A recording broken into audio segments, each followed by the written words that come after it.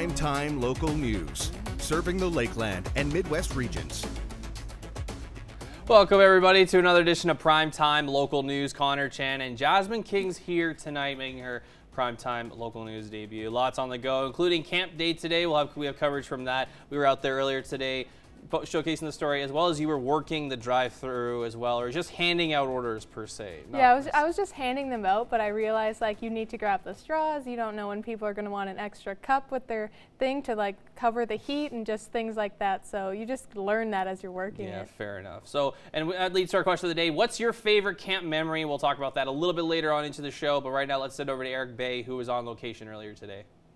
Thanks, guys. Well, today we are here at the Grace United Church, and we are going to be talking about a blanket exercise that they do have here coming up. And now what that is, you see the blankets all around me. Those will become a little bit more disturbed as we move along here. As you can see, it's a little more interactive experience. Again, kind of bringing that book to life and seeing how some of those policies throughout our history have changed things for First Nations peoples. So that's all from here. We're going to go back into the studio where Jasmine will take a look at your local news.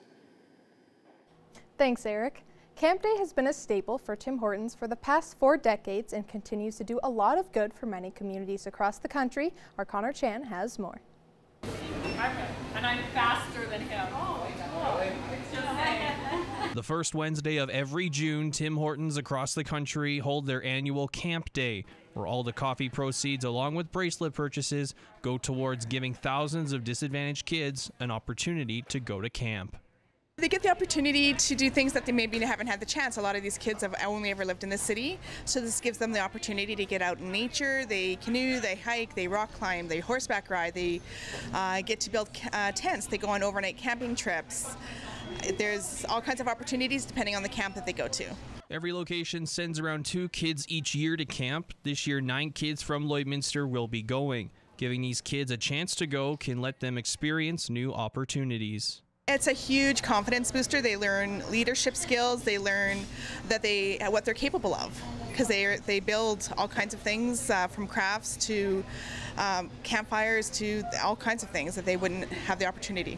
The event sees many of Lloydminster's recognizable faces volunteering to help out with the event, with the acknowledgement that they're helping out a great cause. We very much enjoy this day. We've been looking forward to it for a month since they've asked us to do it, and it's for the youth of our community going to Tim Hortons camp. We get to interact with the community while we're here and raise money for a great cause. I have 2 children myself, and I send them to camp, and they meet lots of friends, they have lots of fun, and it's a good way for them to spend a part of their summer. So to allow children from our community to go to these camps it's just heartwarming, and it's such a great cause for the community, so I'm really happy to be here today.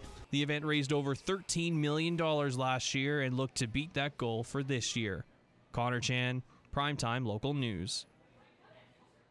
Ramadan is over and Eid celebrations are underway for Muslims across the border city. Our Josh Park has more. A celebration nearly a month in the making. Ramadan has come to a close here in Lloydminster, marking the beginning of Eid, a time of spiritual fellowship, community, and eating after a month of fasting, sometimes for nearly 18 hours a day. It is a lunar month, and people do fast, 1 hour before the sunrise and till the sunset, so Seher and Iftar. And people fast for a very long time. They do not eat, they do not drink anything. The Muslim community uses the time without food as a reflection of faith and spiritual connection. Thank God for giving us the opportunity to be, faithful and sincere with the faith and offer all the prayers and all that. And then after that, you celebrate the 3 days. The Eid celebration acts as a sign of accomplishment, a time spent fasting to learn and grow compassion for those who live every day without food. We cannot help them unless we feel what they feel. So people do, feel hungry and stay hungry for a long time, for 18 hours, and then they realize that, how they feel. Money is also donated during this time of prayer and fasting by the Muslim community to less fortunate countries. Josh Park, Primetime Local News. Having a school resource officer can benefit schools in many different ways. And in this week's Beyond the Classroom, I take a look at how having an officer that makes a personal connection with students can make a huge difference.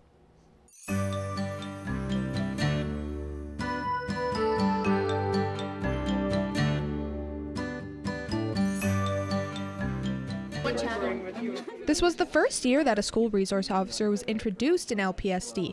Constable Grant Kurzinger is the resource officer for this year, and he got to speak to any members of the school division, no matter what school they're from. It's been a great opportunity for students and staff just to walk into my office and ask me whether it's legal questions, mental health, just a wide range of situations that they're dealing with inside of the school system. The RCMP and the school division decided to team up together to bring the officer in, which is another way people can get help from the police in more of a safe space. Being able to have a resource officer in the school system allows youth who may not be comfortable to go down to the detachment to file a report or ask questions. It gives them that resource nice and accessible for them.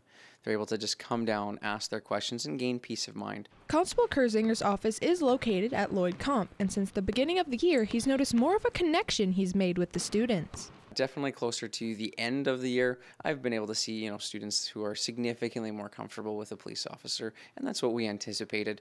Walking down the hallways, people know who I am. It's not, strange or odd to see me there. So it's been a great change and a transition, and something that I'm confident that this program will continue to develop. Being able to influence students daily is a very meaningful thing to Kurzinger, as sometimes these kids need someone they can look up to. This is one of the most rewarding jobs that you can have inside of the RCMP, in my opinion. Being able to invest in lives, maybe before they go down a path where they're making decisions that will impact their life permanently. So being able to provide advice and guidance and being able to see those day-to-day changes is something very unique inside of policing and that you don't get anywhere else. That's it for this week's Beyond the Classroom. Beyond the Classroom is brought to you by Lakeland College. Apply today to heavy oil power engineering or second-class power engineering programs at the Lloydminster campus. Lakeland College, leading learning since 1913. Now we go to our Eric Bay, who was on location today. Well, we are back here now at the Grace United Church, and we are talking about the blanket exercise that they are doing today, and Julie Hallbridge joins me now. So first off, can you maybe just give a little bit of an explanation as to what the blanket exercise actually is? Hi, the Kairos blanket exercise is a sort of a training experience that was developed by a group called the Kairos, and they're a social justice organization. It was actually developed way back in 1996. And out of that, they've been doing it across the country. And it's really has taken up a lot more people are actually sort of getting more interested in being a part of it. And what it is it's a way of sort of learning about our Canadian history, from a lot of it with the sort of the Indigenous experience of how a lot of the policies and laws and things like residential schools, the 60 Scoop, how those things have impacted First Nation and Métis people across the province and across the country. And now, yeah, you do mention those experiences. This is a fairly interactive experience here, this blanket exercise. So what are kind of some of the roles that people do take on when they are a part of this? Basically, they're asked to walk around on the blankets and imagine that this was their land as Indigenous people. And then as the policies unrolled, basically the land mass shrinks and they're left with living on reserves. And it's an indication of what that experience is like. And we get many people saying that it's an experience that they never thought, that it pulls all their book learning together in a very emotional way. All right, awesome. Thank you once again for joining us. We're going to have a little bit more back from here about the blanket exercise, but first we are going to go back into the studio.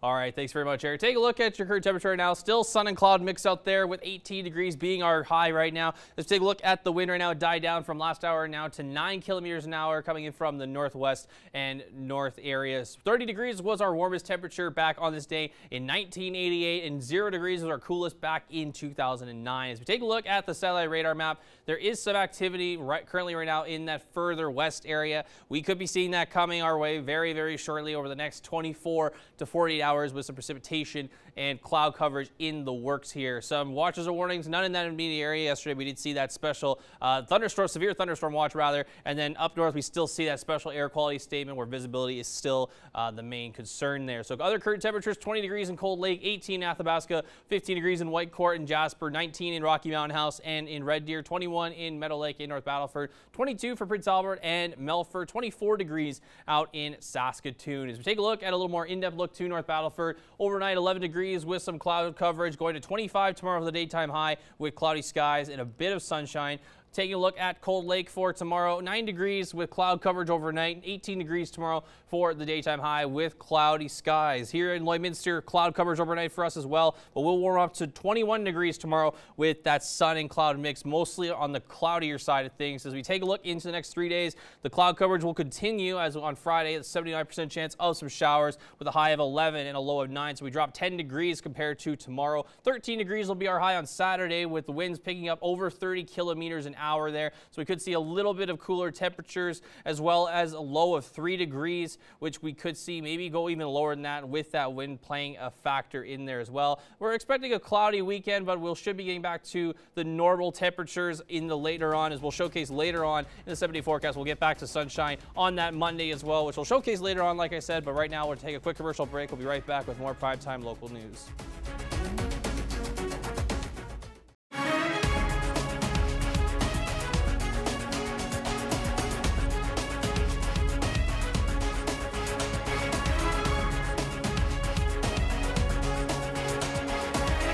Prime Time Local News, serving the Lakeland and Midwest regions. Welcome back. A local high school student has brought home bronze from the Skills Canada National Competition in Halifax, and our Tegan Gieselbrecht has more on this accomplishment. Cole Stevens, an 18-year-old grade 12 student at Comprehensive High School, won bronze in computer-aided design drafting. It was a pretty incredible experience. It was definitely something I didn't expect going into it, so I was really happy that was something I could achieve. Mechanical CAD is the process of taking a physical copy of an item and recreating it into a model on a computer. The process can be quick, however, the ones at provincials would take the full 3 hours the competitors were supplied, a time frame he's used to. So in class we'd have an hour a day, and then with the additional training I was doing an additional hour in the mornings. That extra time was needed to prepare himself for the competition. It was a lot more intense between provincials and nationals than just provincials. Seeing all that was definitely neat, definitely led up to the competition really well. Cole's coach and drafting instructor, Don Yusup, has helped his students reach success before, winning and placing in many different categories at nationals since 1994. Yeah, we've done pretty well in the past, but you know, you got to have really great students to be able to do that. So they're dedicated, they have passion in the area, and they show that they can compete against the best in the country. Cole also won gold at provincials for Alberta, and after graduating, he is heading to the University of Saskatchewan for engineering. Tegan Gieselbrecht, Primetime Local News. Now we're going to take a look at your stock market prices for today.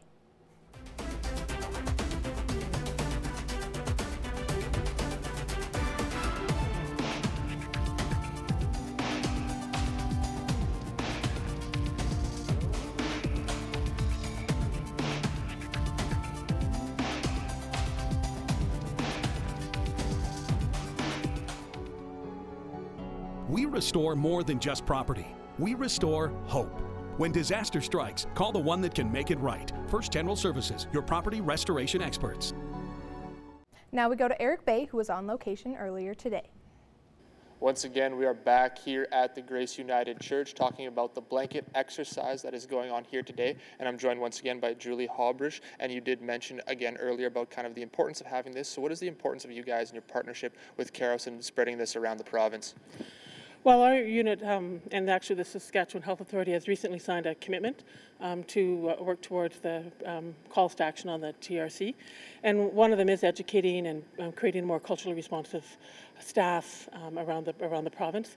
And we find that this particular exercise is a very good way of helping staff, I think, sort of really feel what some of the experiences are, so they have a better understanding of the experience of many of the First Nation and Métis patients that cross our doors. And we have made an agreement with Kairos that we can offer this agreement. They do a lot of other education around the country, but this one I think is quite powerful and timely here in Canada. And now we do see that the blankets have kind of switched around us compared to our last segment. So can you talk a little bit, again, this is fairly interactive, of what this kind of signifies right here below us? This would signify a loss of ability to use and be part of the whole land mass for First Nations and Métis people, based on a lot of the policies that that our governments and have been sort of instigated over the years. So it's very experiential in terms of 500 years of history. And now we did talk again in the last one a little bit about the changing perspectives people do see when they come through there. There's also a debriefing process kind of at the end. So can you talk a little bit about how that works and kind of some of the maybe the differences of opinions people do see after this? Well, in terms of the process, we use a circle where we ask people to walk around and share their experience. And generally, we find a lot of people, I find it's a great way of putting their experience together with their learnings that they've had in there. And in terms of differing opinions, I think most people actually find it a very powerful way to learn and understand our history and our shared history and our places in it. All right, thank you. We are going to have a little bit more back from here at the Grace United Church, but first we are going to go back into the studio. All right, thanks very much, Eric. Taking a look at some current temperatures once again, still 18 degrees for us here in Lloydminster, so we dropped a degree compared to last hour. 19 out in Vermilion as well as in Vegreville, St. Paul, Bonnyville, Lac La Biche. 20 out in Cold Lake right now. 17 out at Edmonton, 21 in Wainwright and Provost. 23 degrees right now for Macklin, 18 for Maidstone, 19 for St. Walburg, 21 in Meadow Lake, 20 in Green Lake, 17 in Alla Crosse, and 21 degrees currently in North Battleford. Some other Saskatchewan temperatures, 17 degrees in La Loche and Buffalo Narrows, 19 for La Ronge and Flin Flon. 15 degrees out in South End right now, 10 in Stony Rapids and Wollaston Lake. We're in single digits out in Uranium City, sitting at 7 degrees there. 10 degrees in Fort Chipewyan, 17 in Fort McMurray and Slave Lake, 16s out in Peace River and Grand Prairie, and 12 degrees out in High Level right now. So as we shift over to southern Alberta, 26 in Medicine Hat, 22 degrees in Coronation, Calgary, 24 for Lethbridge, and 16 degrees right now in Banff. In southern Saskatchewan, 22 in Swift Current, 24 for Kindersley and Regina, 25 in Moose Jaw, 26 in Estevan, and 23 degrees out in Yorkton. As we take a look at the temperatures for tomorrow, now the weekend we could see some very cloudy skies and a high chance of some showers on Friday, which we'll showcase in just a little bit, where we showcase satellite radar of how much precipitation we could be expecting, as well as the outlook on the 7-day forecast. But tomorrow, 21 for us here in Lloydminster, 21 in Maidstone as well, 19 for St. Walburg and Meadow Lake along with Green Lake, 18 for Alla Crosse, 25 in North Battleford tomorrow, 21 in Maidstone, 24 Macklin, 21 in Wainwright, 22 for Provost, 17 in St. Paul, a little bit colder up north in Lac La Biche at 14 degrees, 15 for Edmonton out west there as they start to cool down a little bit, 18 in Bonnyville, Cold Lake, and Pearceland as well, 21 also for Marwayne, Vermilion, sitting at 19 degrees for tomorrow. So here is that radar map that I told you over the next 48 hours. So Thursday, early Thursday morning there, we could see it mostly in that closer parts of Saskatchewan, as it's going to be more so in the central Alberta area, and then it makes our way over there as we'll see some precipitation on that Friday early morning there, and then heading into the Friday afternoon around noonish,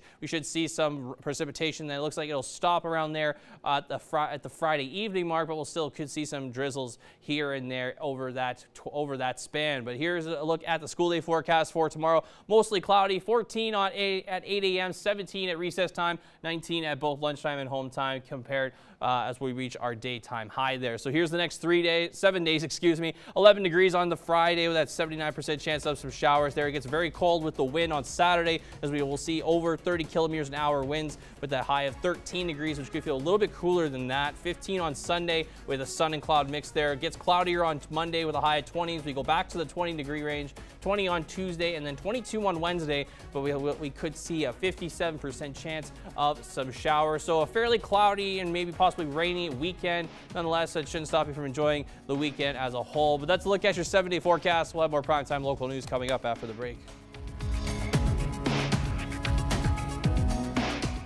Now we go to Eric Bay, who was on location today.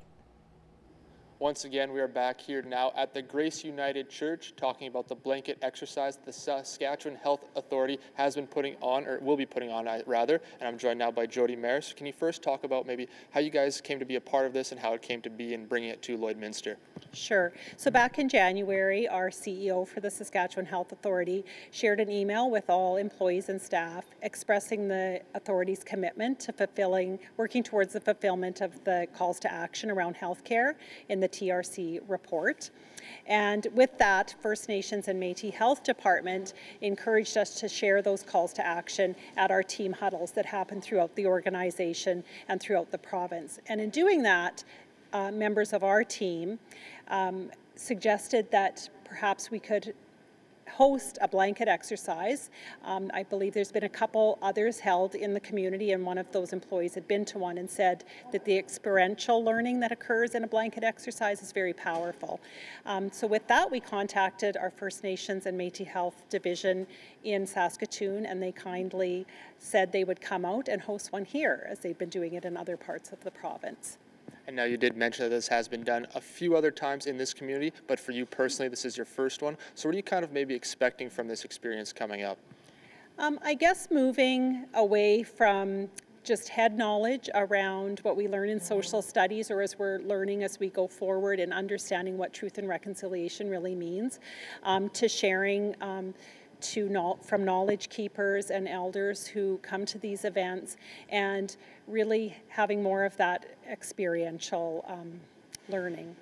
All right, awesome. Thank you once again for joining us. We are going to have a little bit more coming back from here at the Grace United Church about the blanket exercise that they are putting on here with part of Saskatchewan Health Authority. But first, we are going to go back into the studio.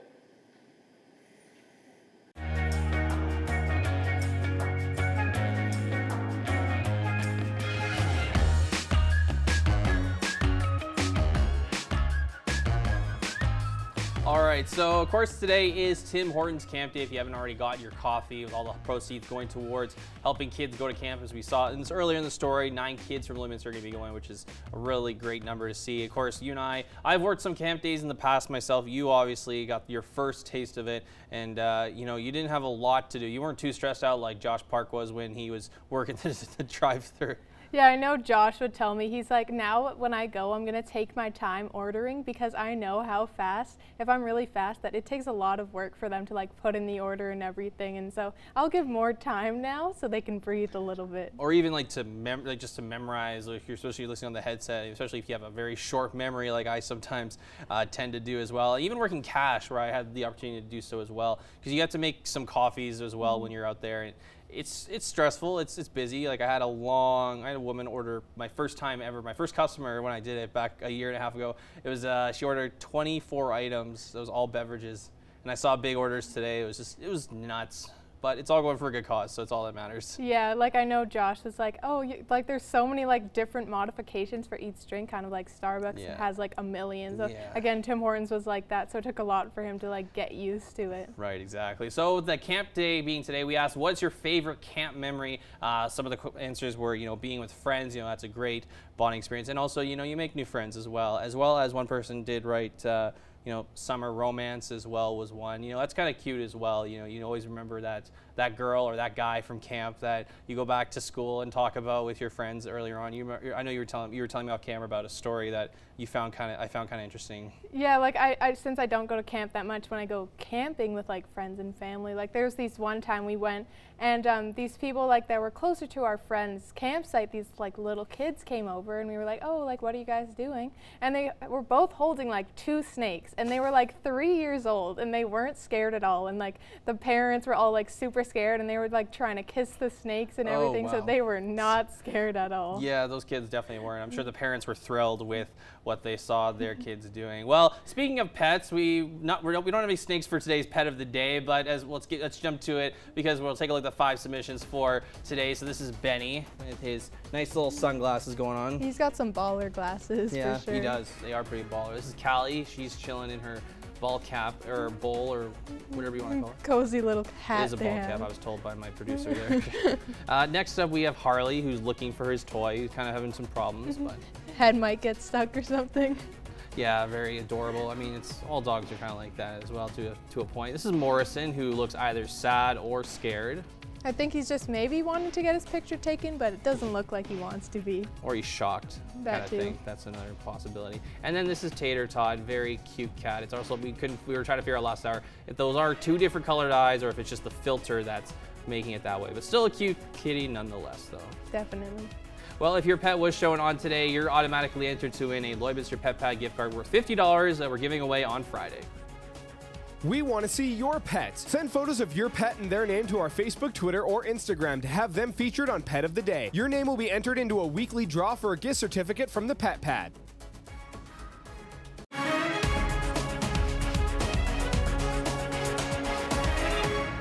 I'm pleased to be joined today by Stephanie Dobson and Ryan Armstrong.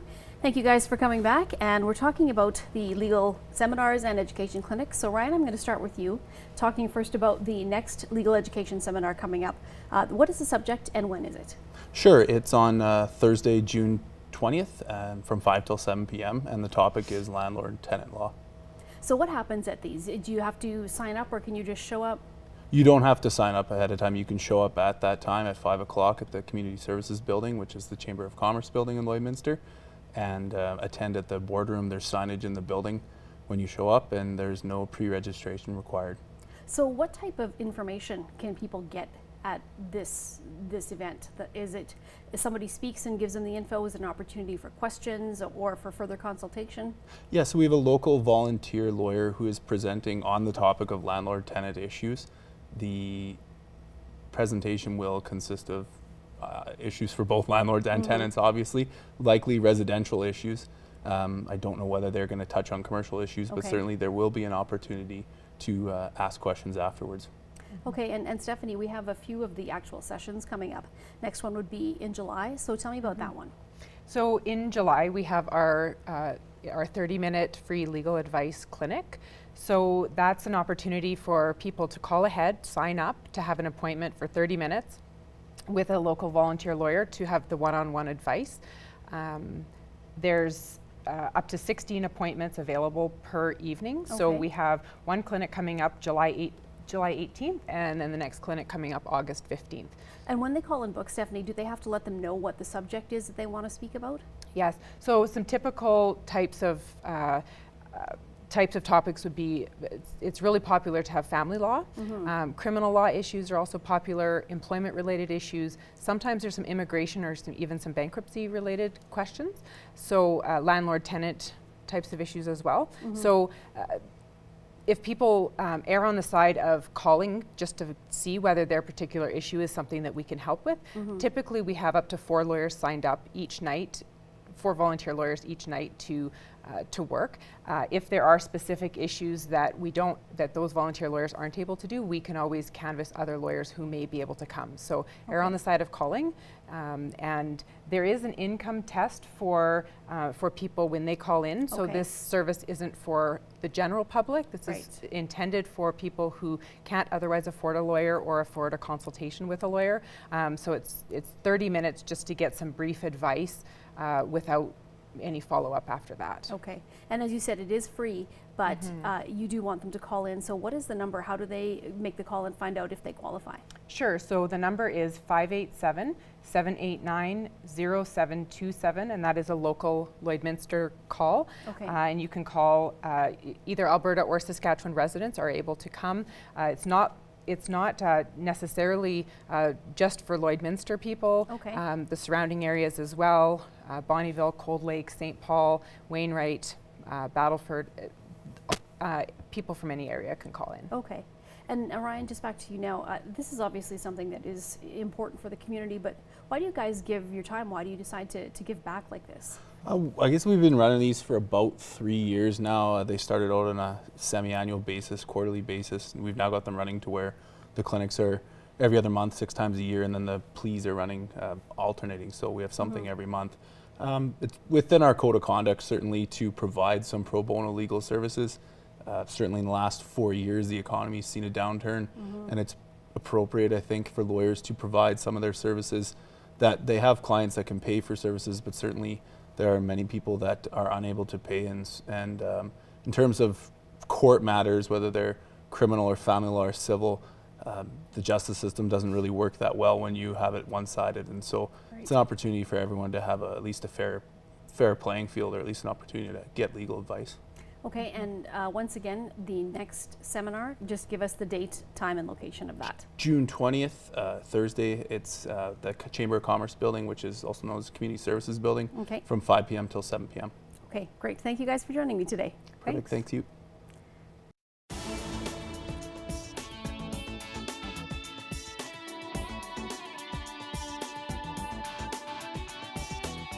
Hey, it's Justin Marshall from Cool 101.3 and Boom 95.3 in Bonnyville and Cold Lake. And here's what's happening around the Lakeland. Coming up on Sunday, June 9th from 1 to 4, Flying Bob, the one-man, three-ring circus act is coming. And here to talk about it, Manager of Marketing, Susie, too, for the Centennial Center here in Bonnyville. Why'd you guys decide to bring this show? Well, we've had him here before. He was one of the performers at one of our children's festival. He's a hit. Kids love him, families love him, and we wanted to have him come back. So you're going to be able to learn to juggle. Are you going to teach us how to juggle right now with your balls? I thought you were going to. Oh, okay. Well, you got to pass me them then. And then, are you going to hold the mic here? You're going to have to hold the mic here. Here we go. Oh yeah, you're a superstar. See, I'm terrible at juggling. $18 for kids and adults for the first time ever. They don't get many things free. It's free for adults. Yeah, so adults are free, children 2 and under are free. It's $17.95 plus tax and fees for all others. It is going to be such a fun family event. You're not going to want to miss it. Flying Bob is going to do his performance for the first hour, and then for the second hour and the third hour, he's going to have his community circus camp where he's going to be teaching juggling, plate spinning, unicycle riding, tightrope walking, the whole gamut. I wish we had a unicycle in here because I definitely try to do that. That probably wouldn't be good. You'd leave me in the shot all by myself. Sue, thanks for joining me. Thanks. If you would like to add an event to what's happening, email me, jmarshall@stingray.com.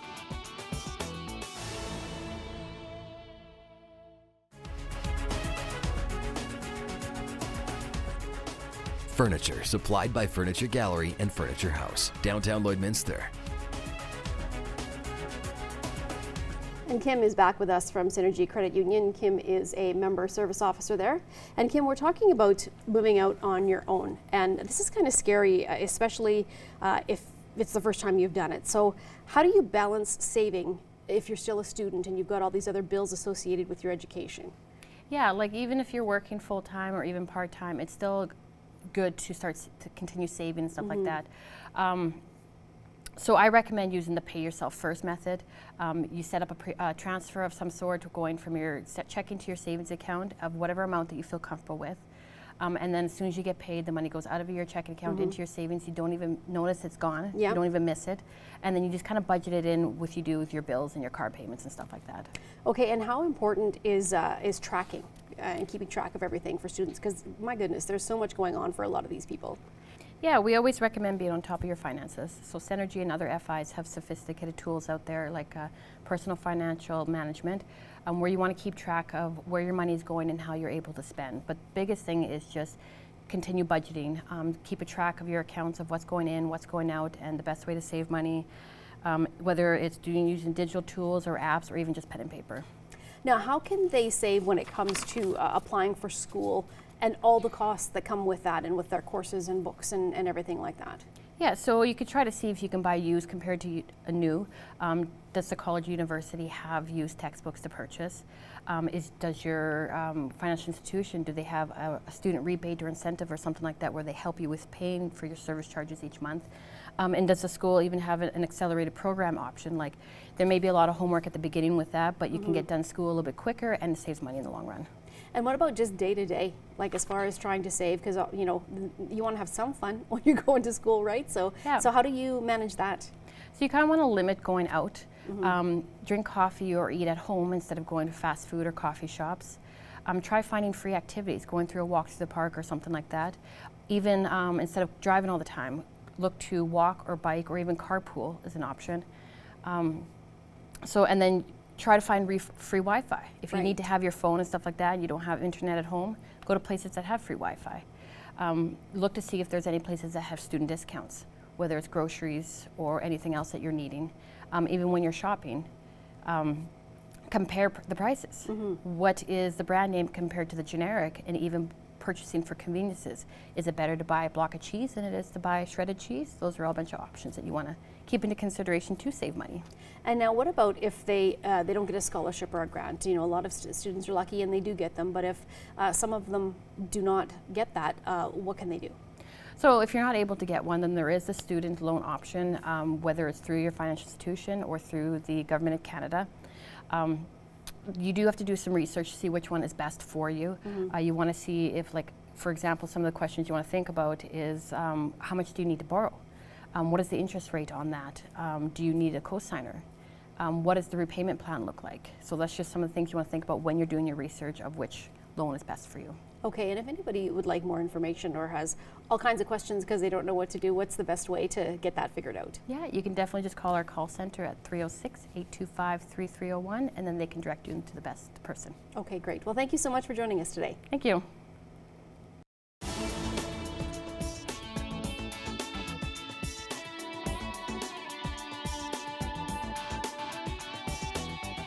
I'm Justin with Boom 1019 and 93.7 Win FM, and here's what's happening. This is it. This is the final week to qualify for our Fast and Curious contest, where you could win a 2019 Nissan 370Z courtesy of the new Lloydminster Nissan. If you want to enter this week, head over to G-Force Diesel in Lloydminster. That's where the car is. That's where you can enter. And this is it. Like I said, this is the final week. This Saturday, June 8th, we are doing the giveaway, the final draw. This is where we actually give the vehicle away. It's going to be a good one, and that is going down at the new Lloydminster Nissan. Once again, that's Saturday, June 8th, which means Friday, June 7th at 7:40 a.m., we are calling our qualifier's name. We're moving it ahead this time to get that final place in. So make sure if you have entered or if you plan on entering that you and everyone you know is listening, because you do not want to miss out on this. Once we call your name, you only have 370 seconds to call us back. So, like I said, you don't want to miss out on this one. It's your last chance to qualify. Make sure you get in there over at G-Force Diesel in Lloydminster. On top of that, there's a whole bunch of crazy stuff going down. We got the Wainwright Stampede kickoff party happening June 19th, downtown Wainwright. Wainwright Stampede official dates are June 20th to the 23rd. There are so many incredible events, and we can't wait to see you out there. Weekend passes starting at just $150, and that'll get you into pretty much everything, so make sure you check that out. It's going to be a good time. It's the 66th year they're doing it, so make sure you check it out. This year's theme is Remember When. Also, for more details on all of that stuff, you can check out boom1019boom.com or waynefm.com. There's a whole bunch of resources there as well. Celebrate the 33rd annual Irma Summer Spiel with slow pitch, curling, and all that fun stuff that's happening July 30th to August 5th. Registration is filling up quick. That's why I'm giving you so much notice. So make sure you get in on that. That's over at irmasummerspiel.com. I'm Justin with Boom 1019 and 93.7 Win FM, and that's what's happening.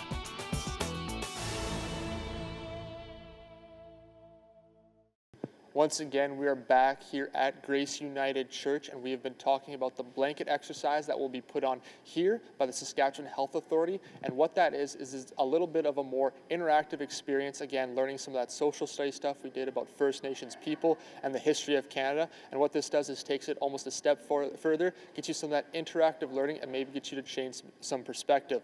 We talked a little bit about the debrief process that does happen after, as people are playing certain different roles amongst the community here. And again, how that kind of changes some people's opinions as they are learning about this. You see the gap here again as some of those blankets are taken away, as different policies are put into place, and how that kind of impacts those First Nations peoples.